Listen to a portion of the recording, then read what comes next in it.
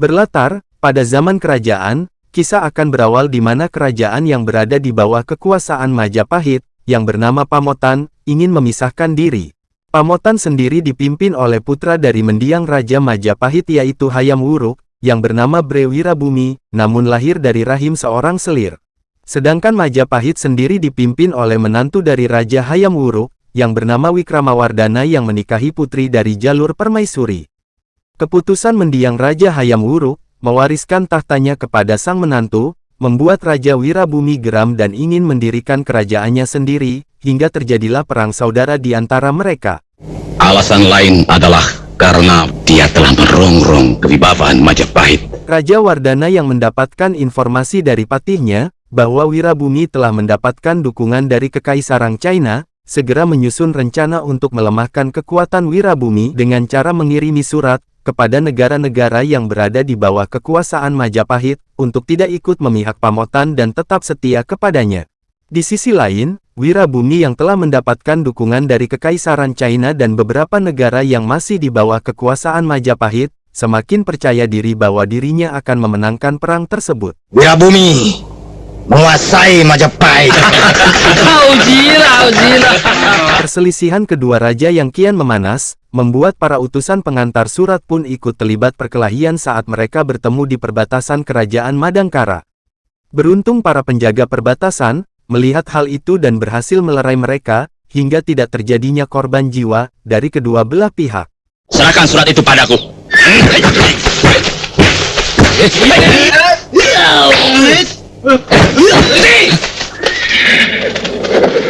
Sementara itu, Raja Madangkara yang bernama Brahma Kumbara, sedang menasehati adik perempuannya yang bernama Mantili, agar tidak selalu bertindak sesuka hati, namun tak lama prajurit datang dan melaporkan, bahwa mereka telah menangkap kedua utusan dari Majapahit dan Pamotan, yang sedang berselisih di perbatasan, dan kedua utusan tersebut ingin memberikan surat dari raja mereka masing-masing. 8 orang dari Majapahit dan Pamotan. Ada pesan dari rajamu. Daulat Gusti. Aku akan mengirim utusan khusus ke Majapahit. Makasih Gusti. Hamba mohon pamit.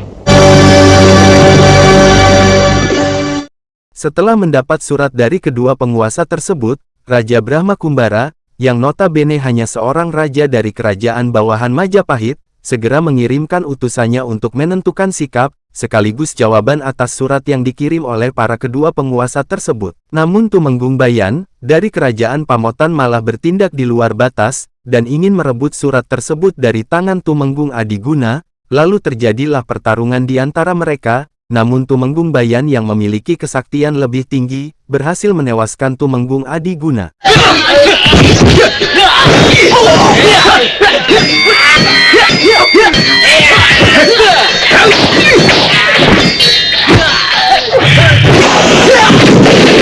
Di Pamotan sendiri, ibunda dari Raja Wirabumi yang sangat khawatir karena keputusan anaknya, yang ingin memisahkan diri dari Majapahit, akan memicu perang saudara yang berkepanjangan, apalagi ibunda Wirabumi pernah bermimpi jika kedaton Pamotan telah bermandikan darah. Mendengar hal itu Wirabumi pun mengatakan, jika yang dia lakukan itu demi haknya, dan mimpi ibunya bukanlah untuk dirinya. Karena telah banyak negeri-negeri yang telah berdiri di belakangnya. Kenapa ibu tanya lagi? Kemarin aku mimpi buruk sekali. Mimpi itu bukan untuk saya. Salah satu utusan Madangkara yang berhasil kembali sebelum akhirnya tewas karena luka parah yang dideritanya, sempat mengatakan, kalau semua utusan telah tewas dibunuh oleh Tumenggung Bayan dari Pamotan. Raja Brahma yang mendengar hal itu pun, langsung mengirim Guntala dan Mantili, untuk mengantarkan surat tersebut kepada Raja Wardhana dan Wirabumi. Ini tidak bisa dibiarkan. Dan surat ini pada Prabu Wikramawardhana dan Bre Wirabumi. Masuk, iya. Ayo masuk.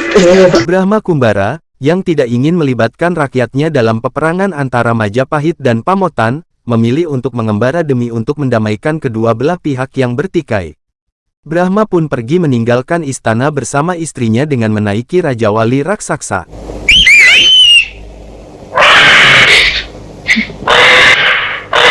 Dapat kesulitan. Iya. Mantili dan Guntala yang menyamar menjadi rakyat biasa, berhasil diketahui oleh para penjaga dari Pamotan. Hingga mereka pun terpaksa harus bertarung dengan para penjaga, demi untuk kelancaran misi yang ditugaskan kepada mereka.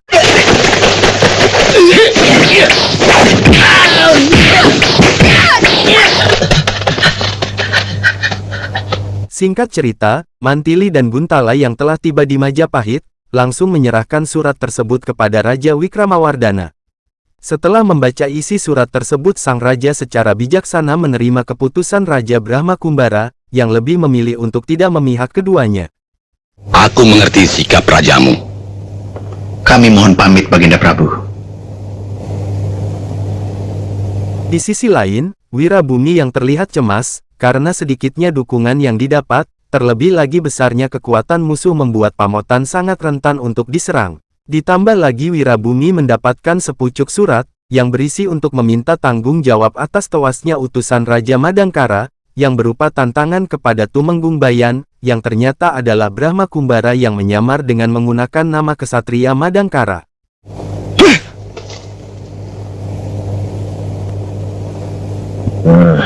Setelah Brahma mengirimkan surat kepada Wirabumi, dirinya pun menemui Mantili dan Guntala yang telah berada di Pamotan, sekaligus memberi tahu kalau dia akan bertarung dengan Tumenggung Bayan di hutan tarik. Kedatangan Tumenggung Bayan di hutan tarik. Pangkatku pasti dinaikkan.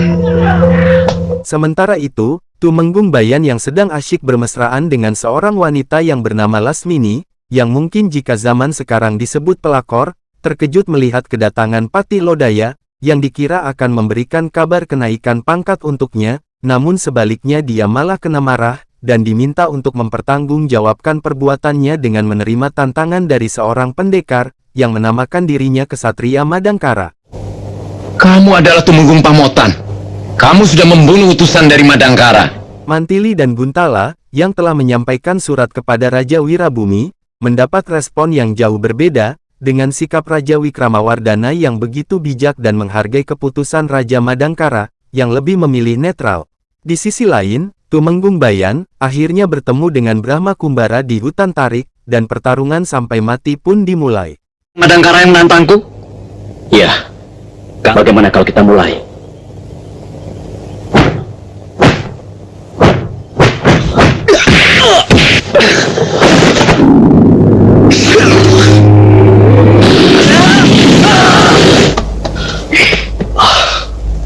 Kematian Tumenggung Bayan menyisakan api dendam kusumat di dalam hati Lasmini, dan juga guru dari Tumenggung Bayan. Lasmini yang ingin segera melihat kematian Brahma Kumbara dengan cara memanfaatkan kakak seperguruannya, yang bernama Simata Setan yang terkenal sebagai pendekar pilih tanding, untuk melawan Brahma Kumbara. Namun Simata Setan pun kalah, bahkan hampir tewas jika Brahma Kumbara tidak mengampuninya.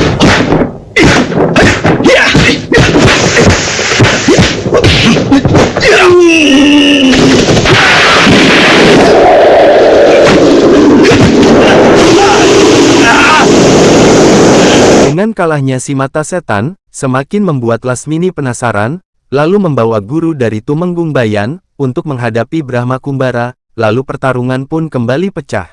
Kali ini Brahma Kumbara cukup dibuat kerepotan oleh guru dari Tumenggung Bayan, bahkan hampir terbunuh hingga harus mengeluarkan jurus pamungkas yang membuat si guru pun akhirnya tewas, namun istri beserta Mantili dan suaminya berhasil dikalahkan dengan menggunakan ilmu sirap yang membuat mereka tak sadarkan diri, lalu dibawa pergi oleh Lasmini.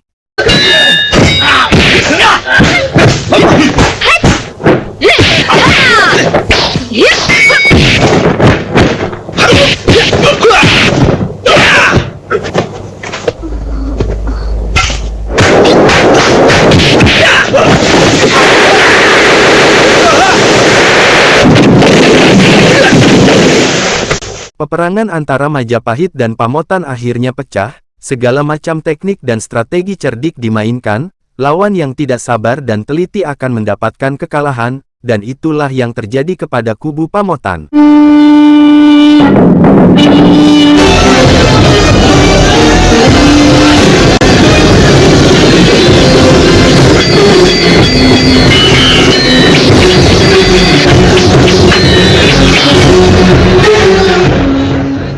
Brahma yang masih mencari keberadaan adik dan istrinya, lalu mendatangi rumah kediaman mata setan untuk mencari tahu kemana Lasmini membawa adik dan istrinya pergi, namun mata setan yang tidak tahu menahu, hanya memberi tahu kalau Lasmini mungkin berada di padepokan Bukit Kalam yang berada di kaki Gunung Tidul.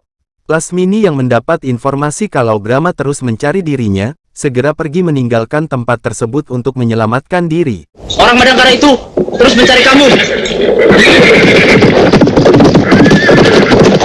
Peperangan antara Majapahit dan Pamotan masih terus berlangsung, bahkan jika kita lihat dari catatan sejarah, perang tersebut berlangsung secara tahap demi tahap, yang artinya kadang dimenangkan kubu Wardana, dan kadang juga kubu Wirabumi.